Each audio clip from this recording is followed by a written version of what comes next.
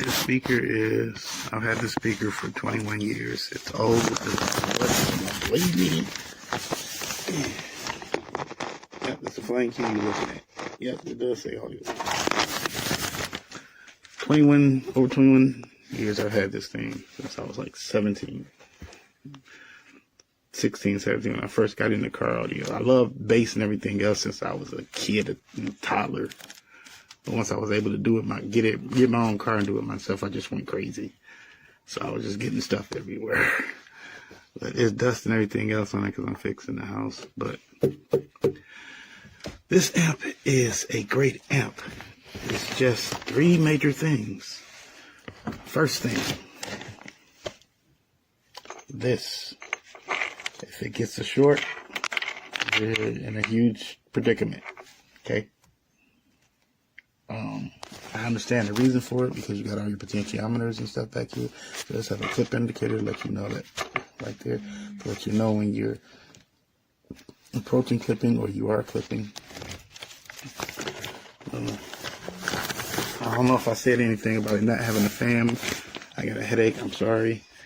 But that's the other thing, it doesn't have a fan, so if you put it under the seat like how I had it and you don't have your air conditioner on, like I just wanted to see how long I could run without the AC because like I wanted to let the windows down so the bass could throb a bit more. But once the vehicle heated up from the outside temperatures, like the amp itself just cut off because it got too hot. So it'll cut back on and then it'll just keep going in and out of thermal overload or whatever. And then the third and final thing is this. Now, it's a great design if this was shielded. You know, if it had something coming over covering it. I've had setups like this on other amps before, and it's easy to put wires in and stuff like that. You will need a precision screwdriver, but it's easy to get wires and stuff in there. It's just if some Bigfoot troll or something comes into the car or whatever, gets in the car and you have it sitting somewhere like under a seat or something like how a lot of my amps sit, whatever, and they kick it, it snaps off, or it can snap off. I've had it happen. So be mindful of that. The system that this Bluetooth speaker setup is about 1800 watts. I'm sorry, not 1800, 16. There's 4 150 watt RMS Kenwood 6x9s and then the 1200 watt flame Q. And I'm going to be using this to power all that because and some, you know, LiPo batteries and stuff. For that, I'll play the audio another time once I finish plugging everything in. But for the most part, if you can get past those little issues, whatever, because I can't, I mean, then put it in your car, by all means, grab one. But as far as I go, using this, it'll probably be in the house unless I find another vehicle where I know it'll have ventilation and everything else. Like if I was to put it in a car and the seats fold down or something, then I'll be straight, I'll put it in that.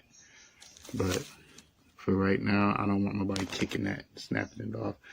That's the one thing. That and that thing on the end is, those two are two major flaws that you have to be looking out for, depending on where you mount it. And if you put it in the trunk, then overheating is going to be the major flaw you're going to be looking out for. But other than that, I mean, just grab it. If you can get past that, you figure out ways around it. Okay. It's well worth it.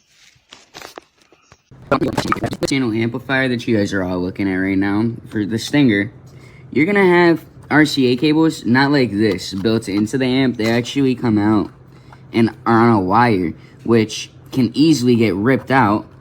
And once it gets ripped out, hold on, let's see. Oh, well. Once one of these little pins pop out, you're gonna start hearing static inside of your speaker, whichever speaker it is, because as you can see, it'd be like left positive, left negative, or like right positive, right negative.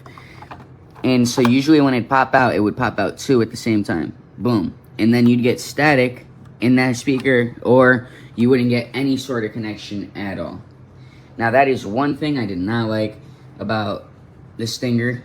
Another thing I did not like about it was they actually had, instead of having channels built into the amp, all their channels consisted of little like clips that you gotta take out, and then, I mean, yeah, you could wire it that way. It's pretty simple, but I prefer it to be right onto a channel, onto a channel, onto a channel, onto a channel.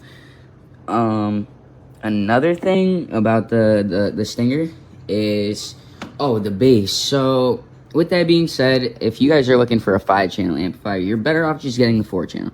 Get a 4-channel, run your front left speaker, front right speaker, your rear left, and your rear right. If you want, bridge them, whatever. Get another amplifier to run your subwoofer separate off of. And yeah, because like, for instance, if I were to connect this amp, this is an amp for a sub, and this amp, this is an amp, this is a 4-channel amp. You could run subwoofer, or you could run speakers off of it. It doesn't really matter. You just have to set the settings on the amp to go with whatever you're setting it with, the speakers or the subwoofer, whatever the case may be. But if you have 2 different amps doing 2 different jobs, you're not going to overwork 1 amp. So you might as well just get the 2. Have 1 amp pushing your speakers, have 1 amp pushing your subwoofer. Boom. Done.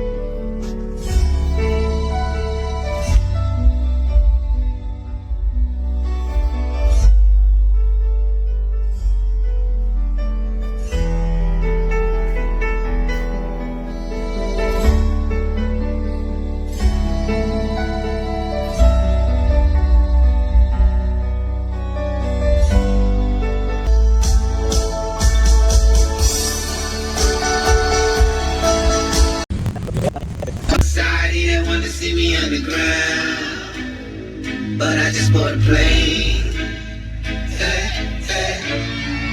Sky's the limit now. My jet just took off the ground now.